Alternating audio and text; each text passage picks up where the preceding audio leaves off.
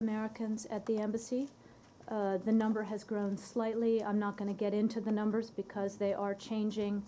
I will say that at the current moment we have not seen or been given from the Egyptian government in a formal way a full list of who's affected.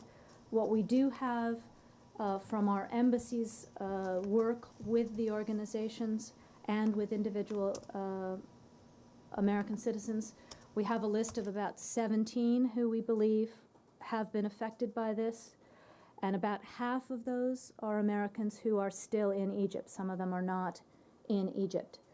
And the embassy has made clear that its invitation is open to those who are affected, to give them some time to consider their options with their lawyers. There's a number now that's more than a handful, obviously. Did that increase occur overnight or in the last 2 days since this occurred? In the last couple of days, we've had some Americans coming and going. Tori, just a technical question. If you have these American citizens on the embassy grounds, does that remove them from the Egyptian court's jurisdiction? I mean, they're technically on American soil, right? Well, just as a factual matter, the soil of an embassy under the Vienna Convention anywhere in the world is inviolable territory.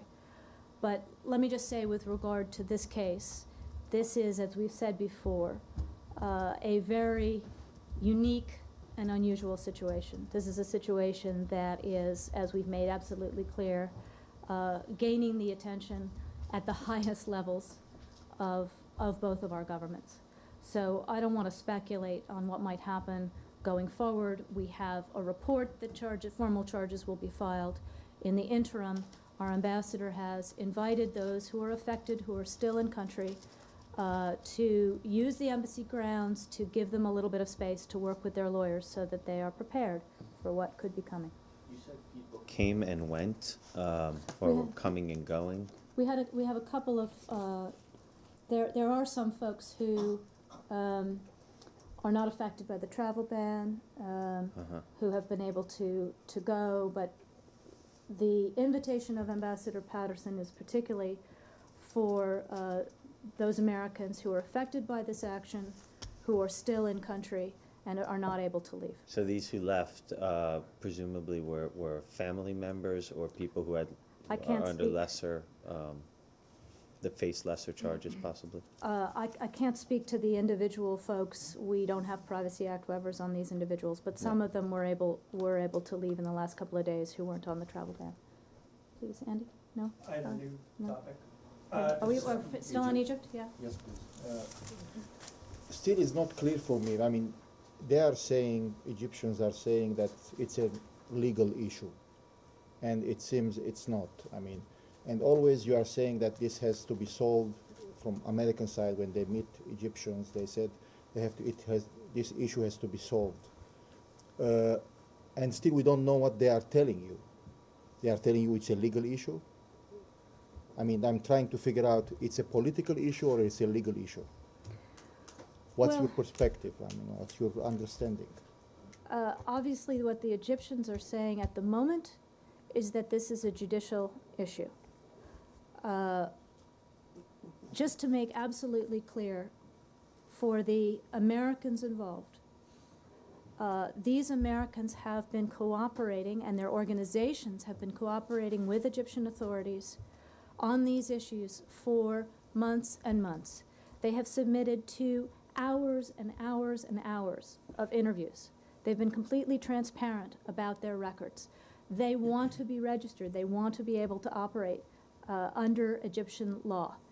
But the process has not been clear, and frankly, this judicial process has not been clear either. But I mean, I understand that. I already following that part of the thing. But the whole idea is that, are they giving you, beside publicly what they are saying, it's a legal issue or a judicial? I think you're asking me to answer a question that is better addressed to the Egyptians. I've told you how we understand what's happening. Because if it's the whole idea, if let's say, if they are bargaining something, which is at the end of the discussion of the newspapers, that is, okay, if you are not getting it, we'll cut the American aid or cut the IMF loan, whatever. I think you're asking me to speculate on the motivations of the Egyptians involved in this, and I'm not going to do that. Please. I have a general question towards Egypt, which is, you mentioned earlier about reaching to different parties in the country. To what extent does the U.S. also reach out to the youth groups in Egypt, some of the main provocateurs of the revolution?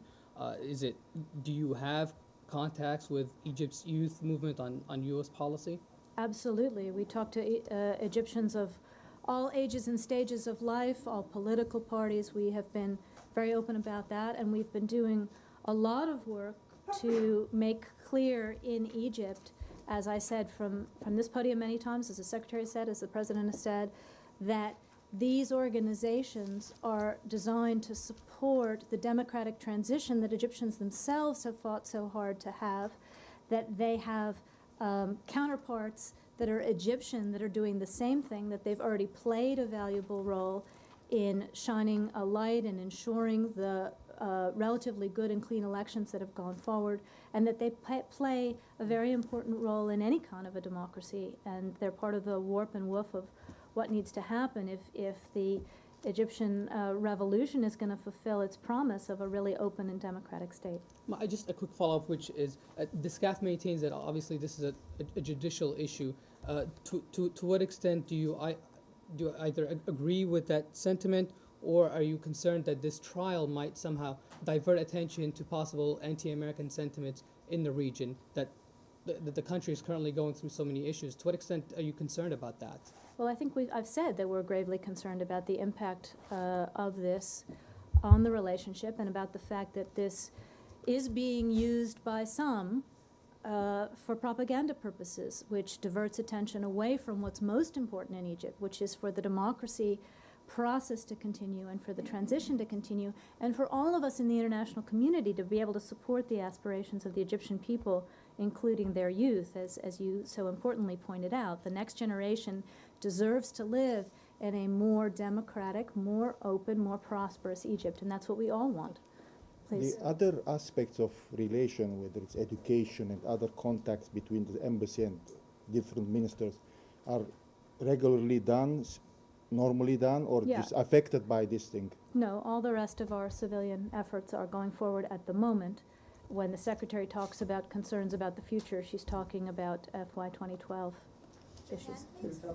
Please, Andy. Well, it's also Japan. Maybe it's the same. Maybe it's the same question. There are reports in the Japanese press that there are talks today on the Futenma relocation issue. I'm just wondering if you could tell us who's talking to who and what about.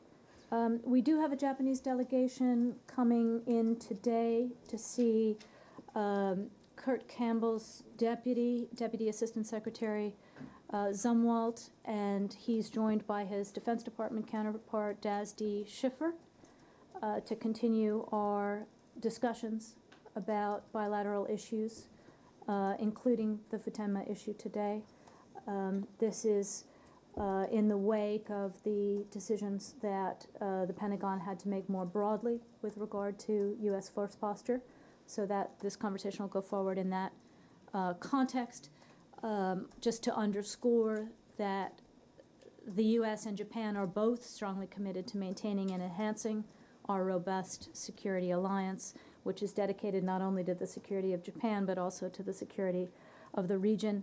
And at the same time, we want to mitigate the impact on Okinawa, and we remain, both the U.S. and Japan, fully committed to implementation of the Futenma replacement facility and the relocation of the air base to Camp Schwab. I have several on Japan to follow up on that. Yeah. So the U.S. and Japan, they have re-examined the 2006 roadmap for the realignment of U.S. forces in Japan. And now the two governments have agreed to separate the issues of the Futenma Air Base relocation from the issue of transferring the Marines out of Okinawa into Guam. And the most recent agreement I've heard is that the U.S. and Japan say they will go ahead with moving 4,700 Marines from Okinawa to Guam. Has anything changed in recent days to this new agreement? It sounds like you're asking me to predict the outcome of this discussion before we've had this discussion. So let me, from this podium, simply at the moment say we continue to support all the principles of the 2006 realignment roadmap and to pursue a military presence in Japan and in the Asia Pacific that's operationally resilient. that's geographically distributed, and that's politically sustainable. But I'm not going to get into numbers and timing and all that kind of thing. So is it inaccurate to say that this agreement has already been made, this to move 4,700 Marines? I to am not Guam? in a position here to speculate or to comment on that. And I think, first and foremost, I'm going to refer you to the Pentagon on exactly where we are in these things. But to the degree that anything is going to be discussed in these talks, and we need to let the talks go forward. Okay? There, One more. Yes. Status of the Bagram prison, has that transfer been conducted? You're talking about the full transfer of Bagram to Afghan authorities. Right. There was some thought that it might have taken place over the weekend, but apparently all the details haven't been worked out. Do you have an update? To my knowledge, we are continuing to work on those details. We have a number of things still to work through. Okay. I have one more. Yeah? The original roadmap called for 8,000 Marines to be moved from Okinawa I out to have Guam. nothing more on the roadmap. I don't have any details on people and things. I'm going to send you to the Pentagon. Okay? Please. I would like to have any comment about the 50th anniversary of the embargo to Cuba. That is tomorrow. Is there any possibility to make any change to this embargo? I think our policy towards Cuba is unchanged. If we have anything to say on the anniversary, we will do so on the anniversary. Thanks, everybody.